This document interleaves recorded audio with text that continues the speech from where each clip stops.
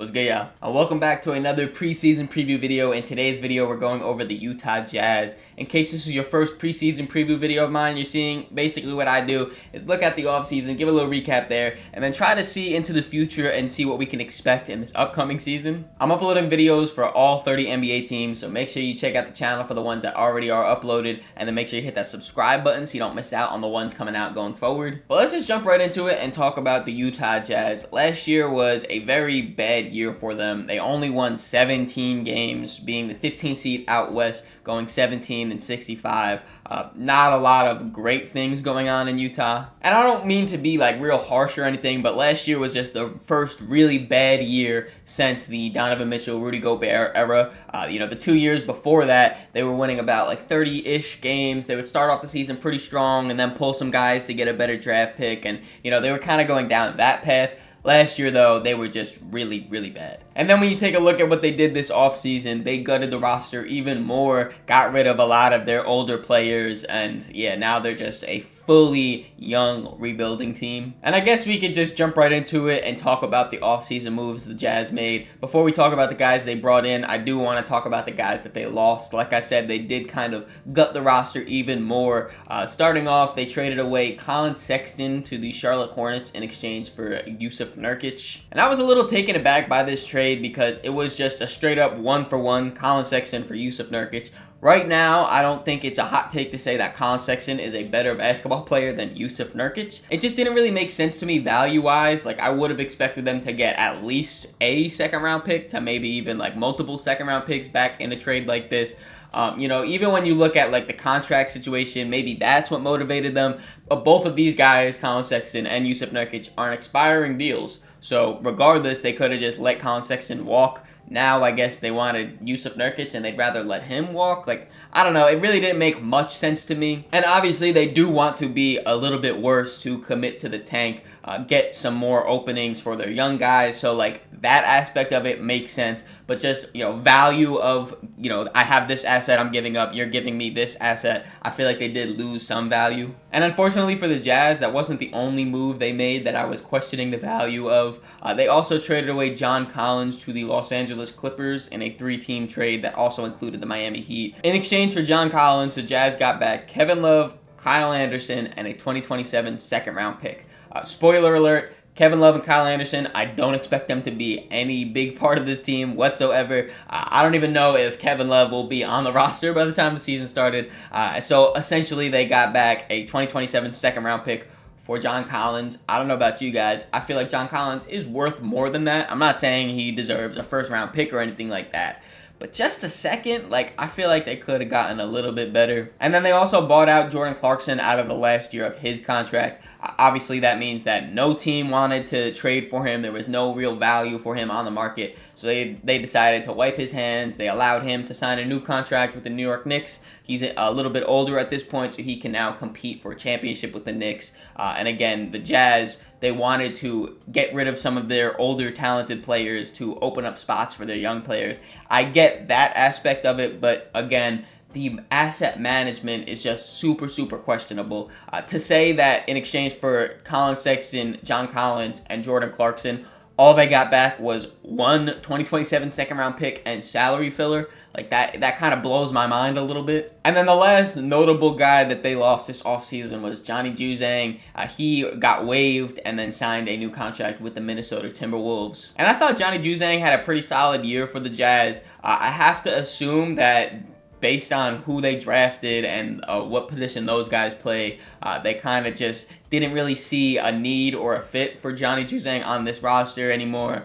So that makes sense why they kind of just waived him. I do think he's a solid player, though, and should be pretty okay in Minnesota. And that's an easy segue onto the guys that Utah are adding this offseason. I want to start off by that guy that I think is Johnny Juzang's replacement, their most talented player that they brought in this offseason. That is, of course, Ace Bailey, who they drafted with the 5th overall pick. And I know there was a little bit of drama when Ace Bailey first got drafted because he said that he basically didn't fully want to go to Utah. He was more feeling like a Brooklyn or some other teams. I know he had a short list. that's all out the window. He has said that he is very happy to be here in Utah, so shout out to Ace Bailey. And I like him a lot as a draft pick because I think there's things that he can translate over right now to the NBA while also having a super high potential for what he can be in a few years. I look at him a lot as like a bigger Brandon Miller in some ways, just because he does have that super long, thin frame. He operates amazingly on the perimeter, both with the ball and then off the ball. I do think that he can create his own shot as a 3-level scorer, but I do think that the more translatable thing, especially early on in his rookie season, will be the off-the-ball shots, the movement shooter, just kind of spacing the floor and knocking down those shots as more of an off-ball guy. But again, the potential to be a high-quality, like all-star level on-ball creator, he definitely has that. And then also he's really smart and uses his length well to rebound, to defend, as well as like a weak side helper. He's really good at just like blocking some shots there. But then also with his athleticism, he's able to kind of switch onto the perimeter and disrupt some of those guys with his length. It's not every draft class where a 6'10" shot creator is available, and that's exactly what Ace Bailey is. So I really do like this draft choice for the Jazz. That wasn't their only pick though. They also drafted Walter Clayton 18th overall. I like this draft choice as well. Walter Clayton was a 4-year guy, so he does bring a little bit more experience or leadership, veteran presence, however you really want to word it, to this super young team while still being a rookie. I like that aspect of it. And I also like his 3-point shooting. I think that's what's really going to be the most impactful for him early on. He is a very solid combo guard where there's sometimes where he'll have the ball in and he'll like run the offense, push the tempo a little bit. But also as an off-ball shooter, I think he's going to be really good for this team. And he's just all around a pretty good scorer, a good self-creator. He's a solid playmaker. I mentioned he's a combo guard. He kind of gets that title just because he's more of a 2-guard in a point guard's body, only being 6'3". So he's a little undersized to be a full-time shooting guard, but he does kind of, he has the playmaking ability. He's not like a playmaker though, if you want to say that. So because of that, he gets that combo guard label, but I do think that he can be pretty okay at both positions. And then like I mentioned before, they did obviously make some trades. In exchange for the Colin Sexton deal, they got back Jusuf Nurkic. And I do think that at this point of his career, Jusuf Nurkic isn't going to be anything more than just like a veteran in the locker room. Maybe he'll get sunburn as like a backup center, especially if there's injuries or anything like that, but I don't think he's going to be like a rotational staple or anything like that. And then they also made a trade for Georges Niang. Niang has been bouncing around the league a little bit this offseason. He started off in Atlanta, then he got traded to Boston in the Kristaps Porzingis trade, and then Boston traded him to Utah in exchange for RJ Lewis, who was a undrafted free agent rookie. Now this move was just a salary dump for Boston. They wanted to get off Georges Niang contract. They're bringing in a undrafted rookie who has a way lower contract, so it makes sense for Boston. And then also, like I was mentioning before, for like value and different things like that in the moves, I like this move as a value move because on top of Georges Niang, the Jazz also got 2 second-round picks back, one being a 2027 second-round pick and then the other being a 2031 second-round pick. And I've mentioned before on this channel, when you're a rebuilding team, I love when they make these kind of around-the-edge moves where they're just absorbing a contract and getting draft capital. They basically got those second-round picks for free. Georges Niang is back. They're paying him. He's on salary. All that. Yeah, cool. They didn't give up anything, and they gained draft capital. I love that value. And now that we recap the offseason, let's take a look at a potential rotation we could be seeing from the Utah Jazz. In their starting lineup, we have Isaiah Collier, Keontae George, Ace Bailey, Lauri Markkanen, and Walker Kessler. And then off the bench, we have Walter Clayton, Cody Williams, Bryce Sensabaugh, Taylor Hendricks, and Kyle Filipowski. I mentioned at the top of the video that the Jazz fully committed to their tank. They sold off a lot of their bets, and you are seeing that now in this rotation because the oldest player on that screen that I just showed right there is Lauri Markkanen at 28 years old. Everyone else is 24 or younger. Like, they are a super young team. And obviously there's some good and bad that comes with that because there are some players in this rotation that are extremely raw, very inexperienced. So because of that, like, obviously they will be having some pretty rough games out there. That is kind of by intent though, because I do think that the Jazz still need to find like their guy. A lot of times in the rebuild of teams, like early on, they're kind of just searching for that guy. Once they find the guy, it makes it a little bit easier because they could sift through and be like, oh, this guy, he fits next to our main player, so we can keep on to him. He doesn't really, so maybe we'll move him away. Like, then they can kind of sift through all of the talent that they have. The Jazz aren't at that point yet. They are just still trying to gather as much talent as possible. Will their guy be Ace Bailey? Potentially. I mentioned I really like his potential, no pun intended. So I do think that he can maybe become that. But as of right now, they just have a bunch of young talent, and they need to just see what they like, who brings what, and then kind of go from there. I do think that this team is more geared to be a better offensive team than defensive team. So maybe we'll have some fun nights out there in Utah where they're just scoring like 120 to 130. Like that's some fun games, you know, some cool experiences for these young guys. When you have guys like Laurie or Ace Bailey, you know, even Bryce Sensabaugh that are spreading the floor, I love that aspect of it. And then they have solid ball handlers of Isaiah Collier, Keontae George, now Walter Clayton, where they can kind of set up the offense and then have those spacers. Other guys like Kyle Filipowski too, he can kind of create out of the post, and I like that aspect of his game. I don't want to get ahead of myself and say they're going to be like a top offense or anything like that. I want to be clear. I do think that they will be below average for sure, but I do think that their offense will be better than their defense. And even though I'm not high on this team defensively by any means, I do really like the fact that they have loads of length and good size at pretty much all positions. Besides their three main ball handlers of Isaiah, Keontae, and Walter, they basically have just 6'6 plus at every other position. Super long wingspans as well. Like you have Ace Bailey who's 6'10 at small forward. Then you have like Cody Williams who runs some shooting guards with small forward who's 6'7.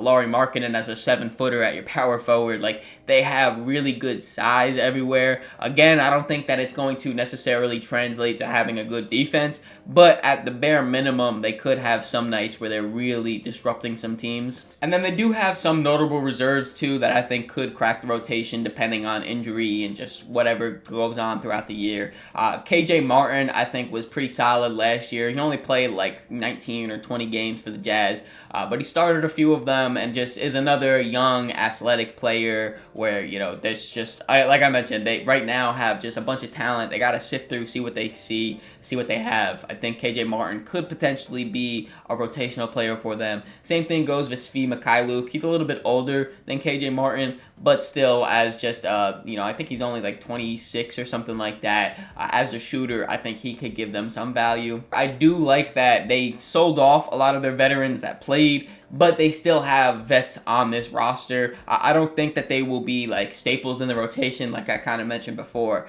but having them in the locker room at the bare minimum, I do think is a good thing for these young guys. Some of those guys that I mentioned before are Yusuf Nurkic, George Niang, Kyle Anderson, Kevin Love. I do think it's rumored that he will probably be bought out before the start of the season, but as of right now, he's still on the roster, so I'll include him. I like all four of those guys as vets just to, again, be there in the locker room, help some of these young guys out, and just be that veteran presence. Even if it's not on the court, at least it'll be during practice, on the bench, different things like that. And now it's time for my ceiling, floor, and expectation for the Utah Jazz. Starting off with their ceiling, I could see them being as high as the 13th seed and in the lottery. Now, I'll just be very clear and transparent here. I do think that this 13th seed is pretty wishful thinking. If you guys have kept up with the rest of my preseason preview videos, whenever I talk about a bad Western Conference team, I put their floor at the 14th seed because I reserve that 15th seed for the Utah Jazz. No disrespect to you guys. Again, you're super early in your rebuild. It's not a bad thing that you're bad, or if you are bad. That being said, their floor, I have them as the 15th seed and the worst team in the league. And then my expectations for them is the 15th seed and a bottom 2 team in the league. It's kind of up in the air between them and the Brooklyn Nets. If I had to choose, I would probably say the Utah Jazz will be the worst team in the league. But that's just me guessing right now. And again, that is not a bad thing necessarily. I do think that the Jazz can be the worst team in the league and still have a successful season. When you're this young and this early in your rebuild, again, it's about seeing what talent you have and about the process of the games. Like if they're getting blown out by 40 every game, and the offense looks bad, the defense look bad, their young players look bad. Like, yeah, that's a bad season. But if they are in some close games, they maybe even scrape some of those wins out of being, in real close games. Ace Bailey is looking good. Kyle Filipowski is making strides. Like, in those aspects of it, that is a successful season, even if the wins and losses doesn't reflect successful season. What do you guys think, though? Let me know in the comments below where you think the Utah Jazz will finish in this year's standings. Hope you guys enjoyed this video. If you did, make sure to leave it a like, subscribe so you don't miss the next one. In the description, there's links to all my social medias, so make sure you follow me on all those to keep up to date with me. Catch y'all.